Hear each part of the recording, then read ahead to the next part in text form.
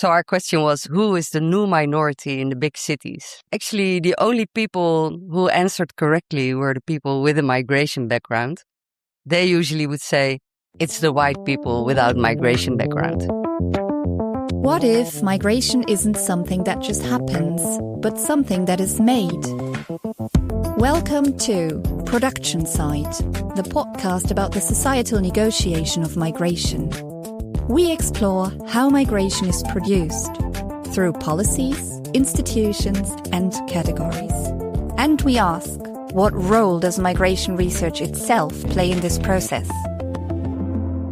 Hi everyone, my name is Norma Schemschat. I'm a social geographer and I'm working in the Lower Saxony research cluster Futures of Migration here at the IMIS. I'm hosting this episode together with my colleague Jens Schneider, anthropologist and coordinator of our SFB's Reflexivity lab.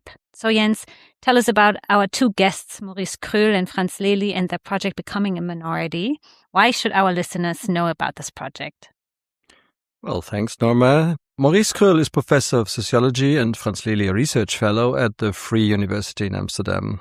The Becoming a Minority project examines the challenges and opportunities that the rapidly increasing diversity in towns and cities, some call it Superdiversity, brings for local communities and neighborhoods. What makes their project unique, and also explains the title of the project, is that they particularly look at the non-migrant population in these superdiverse neighborhoods. Moreover, in several European cities. This is not only a widely overlooked group in research and the political debate, but the research focus also forces us to rethink the concept of integration. Maurice Crul and Frans Lelie were here in Osnabrück to present their findings, and I took the opportunity to interview them for this podcast. Great, Jens. Let's jump into your conversation with them, and afterwards we will have a chat about what we've heard and what we've learned. So, hello, Frans. Hello, Maurice. Nice to have you here. You've recently published two books, also in German, that are based on your Becoming a Minority project, short BAM. The title of one of the books is The New Minority. Who is that minority?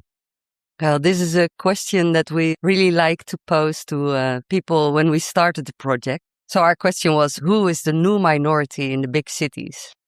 And people came up with the most fantastic groups and they were trying to figure it out. But actually, the only people who answered correctly were the people with a migration background. They usually would say, it's the white people without migration background. So there you have the answer. So how did you come to the idea to look at people without a migration background in increasingly diverse neighborhood? Well, it has a long history. We've been doing research into people with a migration background and the children of immigrants in Europe for more than 25 years.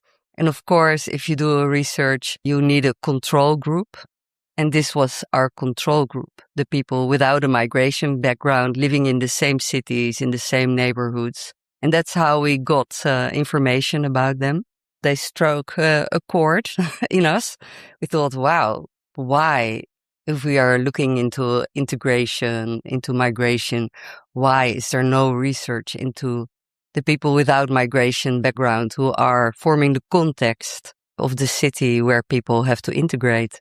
So your outcomes, how are they doing? Are they suffering from migration in these neighborhoods, or are they all multicultural romantics and defenders of diversity? They are suffering greatly here. No, we found, of course, the whole scala.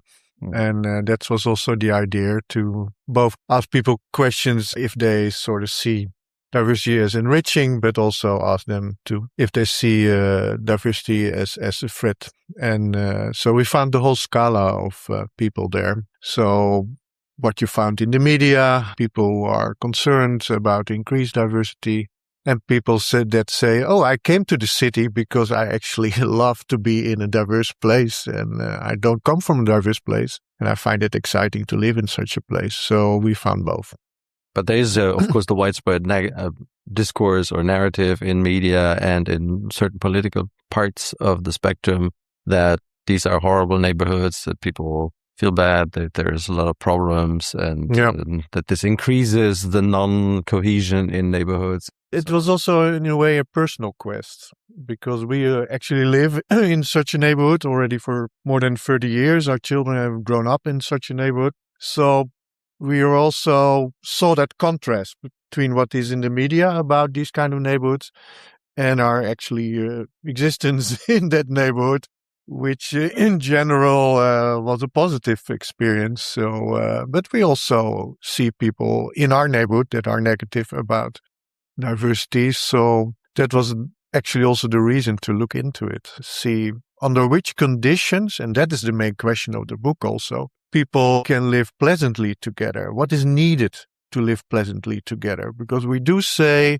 it doesn't happen by itself, especially the inter-ethnic encounters in the neighborhoods. They don't happen by itself, especially people without migration background, say the white Dutch people. In Amsterdam, they tend to self-segregate in their own ethnic group.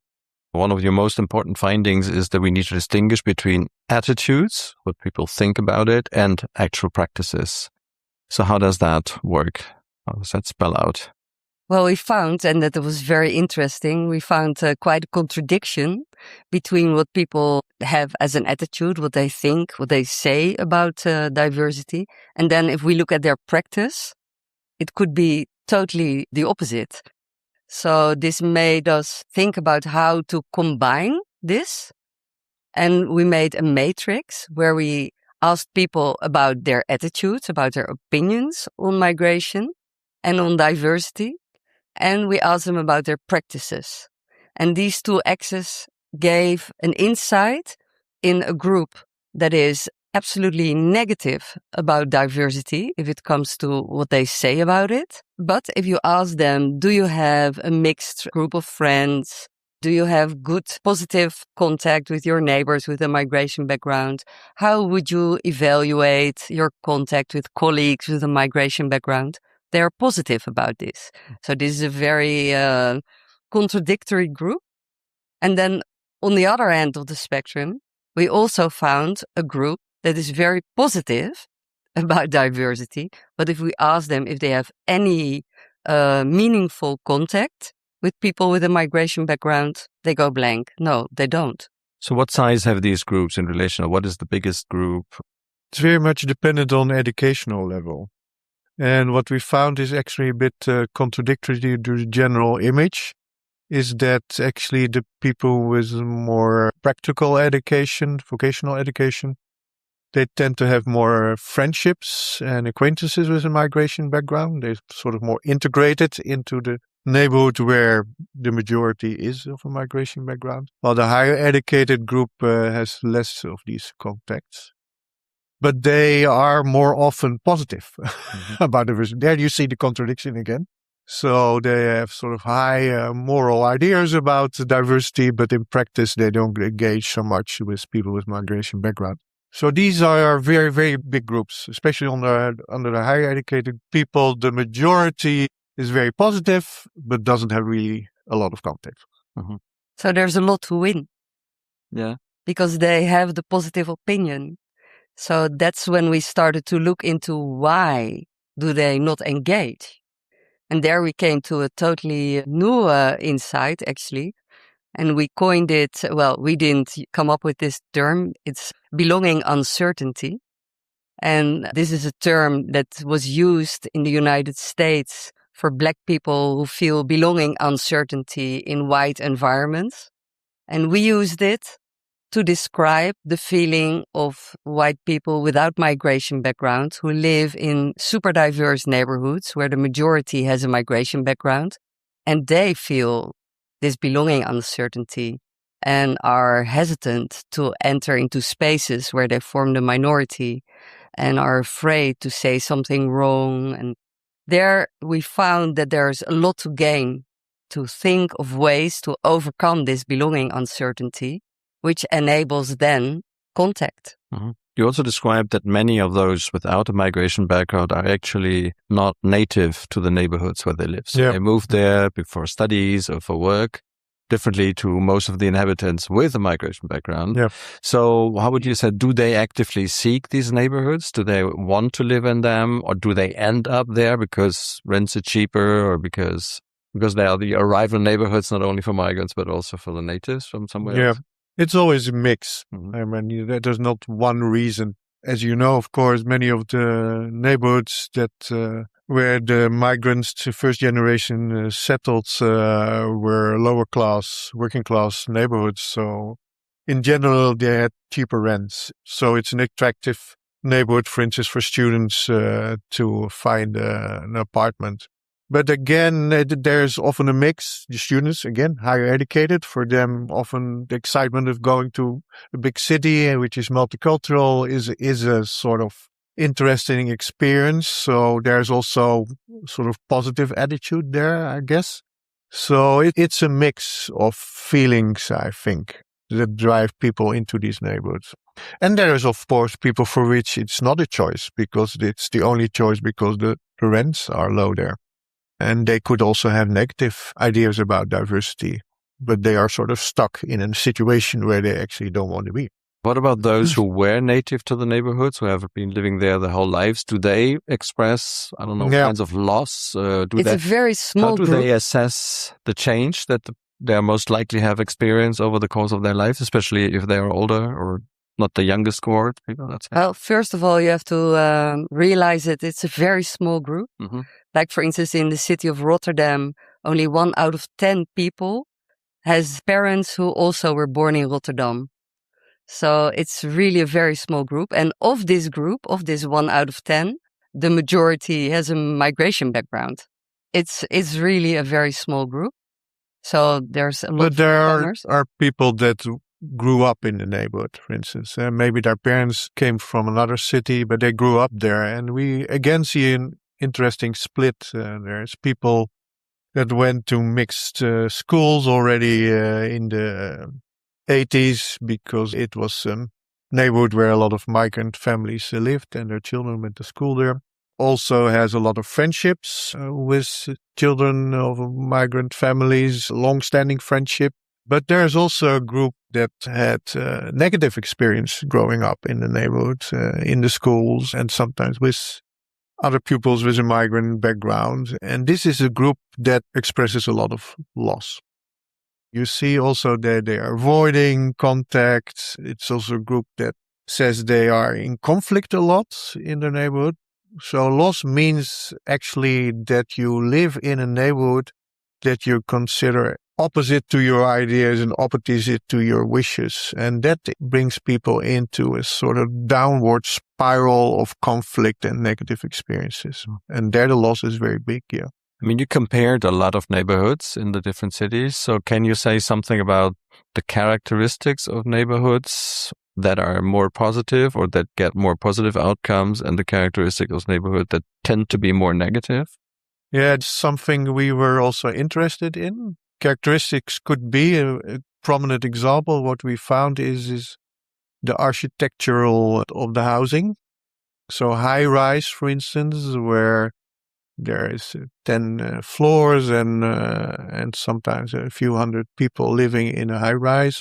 There's a lot of anonymity in these places. People often don't know their neighbors by name. So, and there we saw that small conflicts about youth, for instance, loitering in the hallways, are named often in ethnic terms. So, normal conflicts about youth causing noise, being late at night in the street are ethnically named. And we see that smaller units where there is, for instance, 6 families living on a staircase in older buildings, people know each other by name. And if there's something, you would say, hey, what are you doing? Or you would address the parents of these people. And then they don't get to be conflicts in the first instance already, but also they are not considered ethnic conflicts, but just conflicts with youth that normally happen in places where children play outside. So we saw a big impact on how housing is organized in these neighborhoods. So anonymity is kind of the main enemy of... Absolutely, yeah. Okay. And what about cities? Did you find differences between the 6 cities? Well, there we found interesting differences how things are organized. And a prime example there is schools. School choice is always important. If you have places where school choices allow you to send your child outside of your neighborhood, for instance, to a school which has less immigrant children, white flight, there's a huge impact on how people live then in such a neighborhood. Because, then you don't know the other children in your neighborhood because your kid doesn't go to school with these kids. If you go to the playground, you don't recognize the other parents and their children, so there's less contact as a result. And in places where children more often go together to school in the neighborhood, there you see more contact and more friendships between parents also as a result. So how we organize things in institutions has an important impact on what we see in our outcomes. And what about public discourse? I can imagine, like, for example, Rotterdam is much more harsh and much more right-wing dominated than Amsterdam, for example. Vienna is probably more right-wing or more anti-migrant discourse than you would find in Malmö, maybe. I don't know. However, again, this is about discourse, opinions, but practice is not always following the discourse. And Rotterdam is a very interesting example because already for 15 years there's an anti-immigrant party in the coalition ruling the city. And still you see that on the ground in this super diverse city, which has almost 60% people with a migration background. And for the youth under 15, it's, I think now only 1 out of 4 has no migration background. So on the ground, actually the practice is pretty similar as in other cities. But of course it has an impact indirectly on policies, of course. In Rotterdam, there is already for 20 years an anti-immigrant party, part of the coalition that rules the city.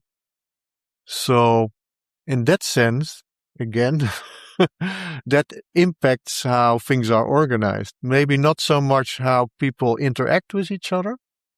So an interesting thing we found is that people say that diversity is threatening if they live in Vienna or in Rotterdam or Amsterdam. Of those, half of them in practice in each city do something contradictory to what they say. They have good relationship with their neighbors with a migrant background. So the percentages are the same. But the group, of course, is bigger in Vienna that is negative about diversity. And the group in Rotterdam is also bigger. So in that sense, there is an impact. But then it's also, okay, so the politics also reflect a bit the attitudes of people. So what is first? Is it the politics or it's the attitudes, or is there a sort of interaction between politics and attitudes of people? Yeah. A central concept in your work, in your book, is this majority-minority city thing. Let's say, when we look at the cities that you looked at, Hamburg is not a majority-minority city. But of course, as all cities, I guess, in Europe, they have majority-minority neighborhoods, and that's where you did your research. But does it make a difference, let's say, if a city as a whole is a majority-minority city or if it just refers to a certain neighborhood? Yeah, well, during the Corona period, we were asked to do a survey by the city council. And we used a lot of the same questions that we used for the BAM survey. Because about social cohesion. Social cohesion and interaction and contact. And there we didn't restrict ourselves to the majority-minority neighborhoods, but we looked at all the neighborhoods. So it was an interesting case to see, okay, is the picture very different than in the majority-minority neighborhoods? And again, in terms of attitudes, not so much. Neighborhoods who had a lot of higher class people, which often have better education levels, of course, they were again a bit more positive about diversity. So again, the same phenomena. But they had less contact, which is sort of obvious because they don't live in a majority-minority neighborhood. So, but we saw, in a way, we saw the same phenomena there. Yeah.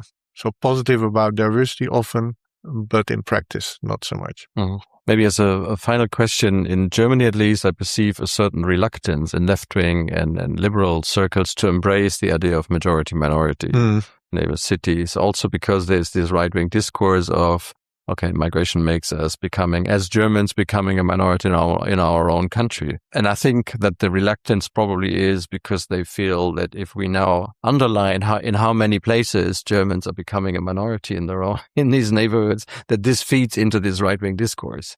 How do you deal with that? Or do you get similar reactions also in the Netherlands? Or what would be your argument, say, against? Well, that's exactly why we wanted to do the research. So let's see, okay, in a situation, this is sort of what right-wing political parties say, this is what we're all afraid of. So let's look at places that have this composition. Is this places where there's a constant war going on? Do people do not like to live in these neighborhoods? Are they in conflict with each other all the time? And by and large, we didn't find that sort of findings. We had this discussion also in the US. People were really reluctant to talk about this because they said it would play into the negative scenario of the right. Exactly what Maurice is saying. We were saying, look at the practice. What is going on? And as it is a reality that we have to face, let's look into what are the options to make it work. So when you even look at those people that vote for these right-wing parties, in practice, they don't do what the right-wing parties suppose they are doing. A lot of them have good relationships with their neighbors with a migration background and colleagues with a migration background. So even those that are sort of supporters of these parties actually in practice don't do what they predict will happen. I think that's an important finding, and that's also an important finding in the sense that if we are not focused so much on their attitudes, but maybe more on their practices, these neighborhoods could work well as a place where people from different backgrounds live, because also they contribute to a positive atmosphere in these neighborhoods. If they are friendly to their neighbors, they contribute to a successful neighborhood. If they are friendly to their colleagues or in the shops, that's positive. They have a nicer life. This is also how we came to the term integration into diversity, as opposed to the old integration paradigm where only the people with a migration background have to integrate into the majority society. At the moment when there is no longer a majority of people without a migration background, you have to sort of find new ways to make your life work on a daily basis in these neighborhoods. And if you ask of everybody to integrate into this diversity, then you make a step to go away from this whole idea of loss and to find new ways to interact and to be together. And that in the end is the real progressive answer to this question, because right-wing parties don't have an answer to this question. And ignoring doesn't make it go away. Answer is that we should not have this situation. But they don't have an answer for how do we live pleasantly together. And I think what progressive people need to do is to find ways to live pleasantly together. But I think the fault of the left wing has been that they think this happens by itself. But we have to really organize this and help people to connect to each other to make this a success. So, and if this is a program, I think this is a strong program against right-wing discourse, because then you really bring something to people rather than only say this is problematic and this should not be how we should live together. Although I think it's also one argument that we have to rethink our ideas about what means to be Dutch, what means to be German. I mean, absolutely. Just two numbers. And in a majority minority, in most of the majority minority, 75% have German citizenship, and 80% of the teenagers and children are native born, 80 to 90%. Yeah. So these are our kids. These are the kids that go to school there. That's the reality. Socialized. Yeah. So these are the new Germans, the new Hamburgers, the new absolutely. But the left-wing parties have this discourse. These are the new Germans and these are our people, but they don't have a program how to do this. so that everybody feels to belong in the cities, to connect to each other.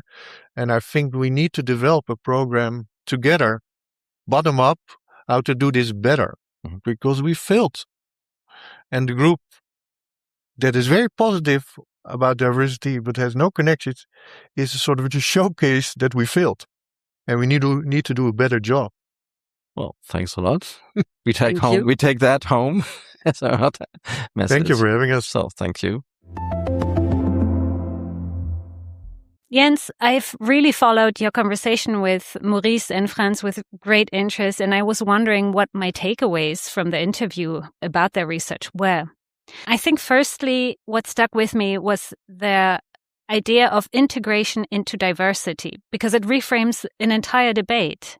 In cities where no single group constitutes a majority, the old integration paradigm that minorities must adapt in one way or another to a so-called white majority is obsolete. All residents, including white people without migration backgrounds, must actively learn to navigate and co-create diverse spaces. This requires deliberate effort and not passive coexistence. I also thought about attitudes and behavior and how they can diverge significantly. I found surprising how people with negative views on diversity often have more meaningful real-world encounters with migrants, especially those with vocational training, while highly educated people who more often than not celebrate diversity frequently have little actual contact with migrants. That matrix of attitude versus action, to me, was quite central to their research. Another point that crossed my mind was that on public discourse and lived practice and how they, too, often contradict each other. Rotterdam, for example, has some of the most anti-immigrant political rhetoric in the Netherlands, and yet nearly 60% of its residents have a migration background, and on-the-ground social practices resemble those in other cities. Even voters for right-wing parties tend to not really always act in line with those parties' positions. While I find those findings encouraging, there is a risk of underplaying the cumulative and sometimes indirect effects of anti-migrant discourse, I believe. For example, on policy, on institutional behavior, on how migrants themselves feel in public spaces. I'm thinking of recent research from Germany, for example, that showed very clearly how many individuals who migrated to Germany actually considered leaving the country due to the hardening rhetoric. Other research shows that political discursive framings shape social norms over time, even when individual behavior lags behind. And so I'm also thinking about the anti-diversity logics behind some of the urban policies. These impact who lives together. So while discourse may not change how neighbors greet each other, it may well change who greets who in the neighborhood. Yeah. I think that's a good point, although I don't think that the book really intends to downplay the detrimental effects of anti-immigration discourse.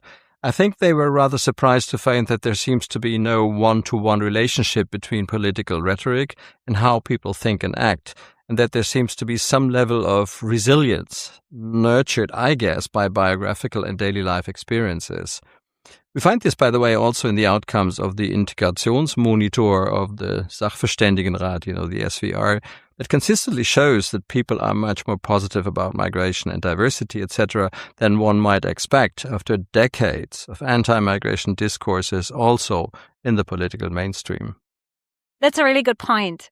Another thing that sat slightly uneasy with me was the use of the category migration background. Of course, it's not a very new critique. That said, migration background is a quite complicated category. It doesn't only vary considerably across national contexts, but is also notoriously slippery. In Germany, for instance, it can be extended to third-generation descendants. It also conflates very different experiences, including recent arrivals, long-settled communities, and EU mobility, while simultaneously relying on a racialized visual marker, that's white, that the framework never fully interrogates. How do we deal with that in our effort to move beyond exactly these markers? Yes, I completely share the uneasiness with that category, but here it's basically a methodological question and choice for the quantitative part. How to sample people who do not have a migration experience on their own and or grew up in a family with such an experience. Yes, it still makes a big difference whether people came as refugees or through family unification or as students or with a work contract, whether they were born here or not, or even their parents already grew up here, if they came within the past 3 years or 30 years ago. The funny thing is the category works relatively good for those who do not have a migration background.